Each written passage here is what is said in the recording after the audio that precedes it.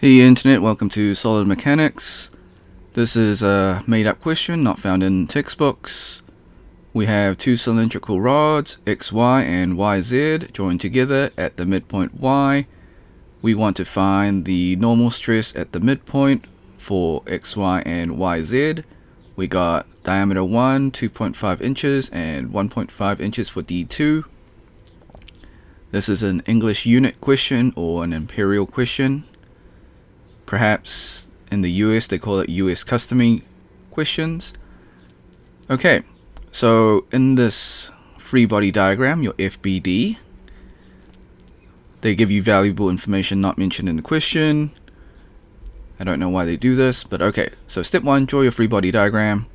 So the figure / free body diagram, we have two cylindrical rods joined together at Y. Y is the midpoint here.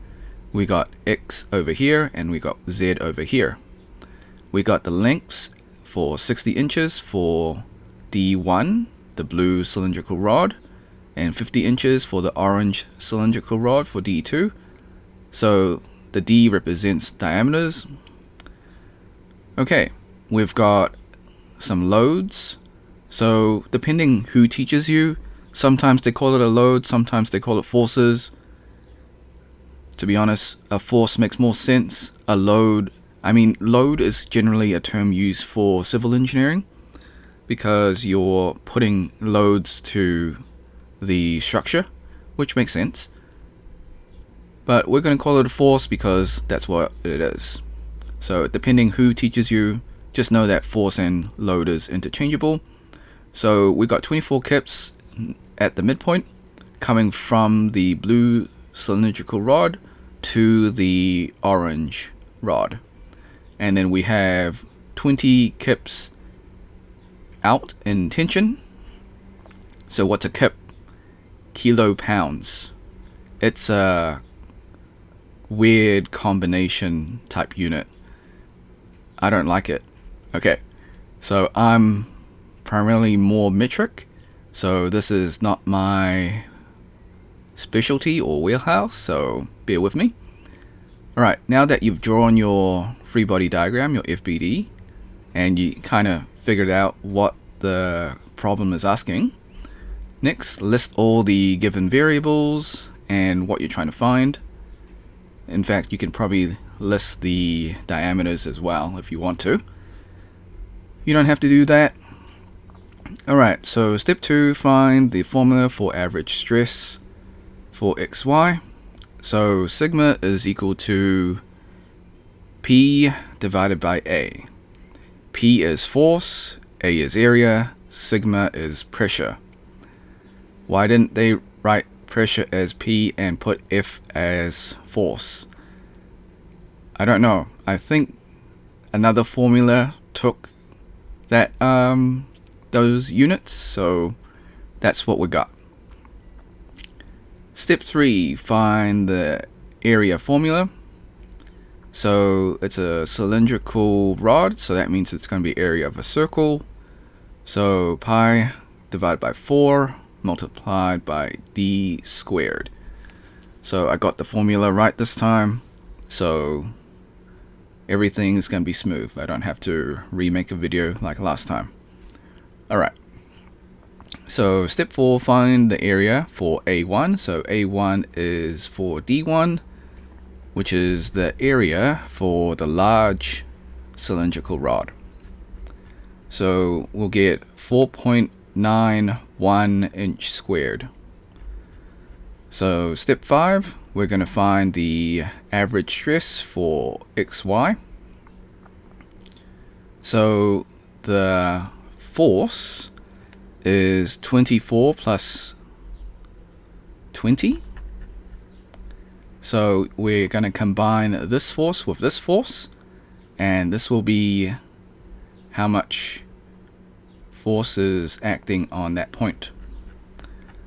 So it'll be 44 kips, kilopounds, and then we have 44 kips divided by 4.91 inch squared, so that's the area that we just found over here. And that becomes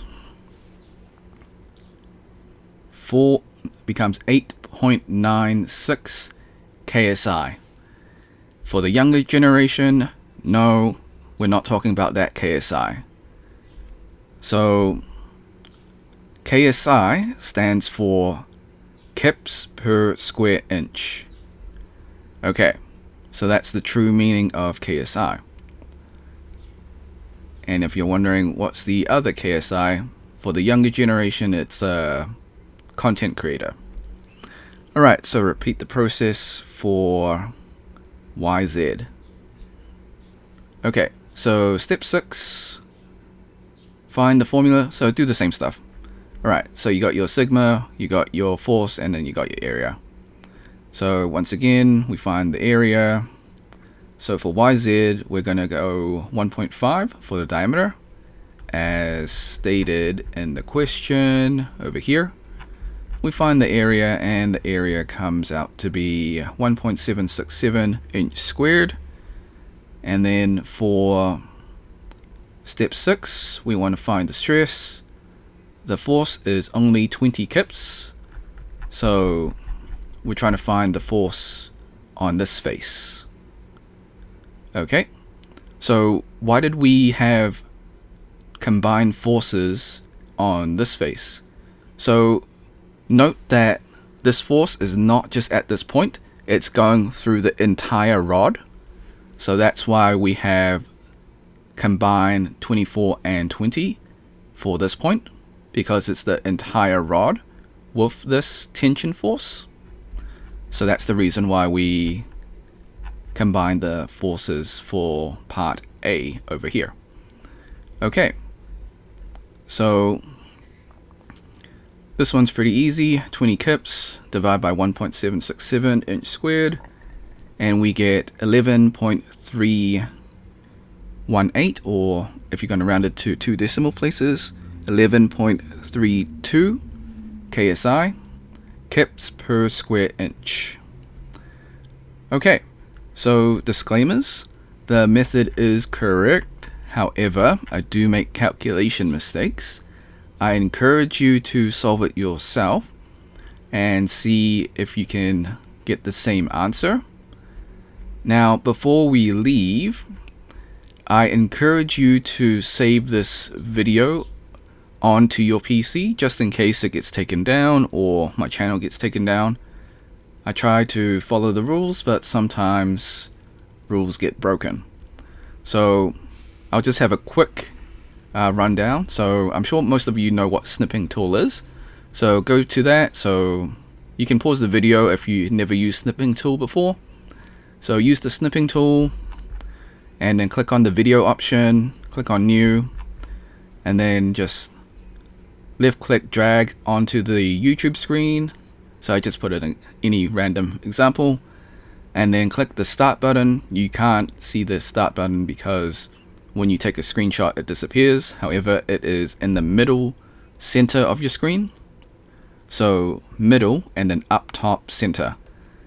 So click the start button, wait 1, 2, 3, then replay the video. And then once the video is finished, just click the red square to save the video. Okay, so I encourage you to do that, to save it for your own personal use, just because, as we've seen before, 708 videos got taken down, so if you want to save it, save it. Okay, do the YouTube stuff, like and subscribe. If you want to support me, become a member or drop a super thanks. If you got questions, leave it in the comment section, or if it was helpful, also leave it in the comment section. Until next time, see ya.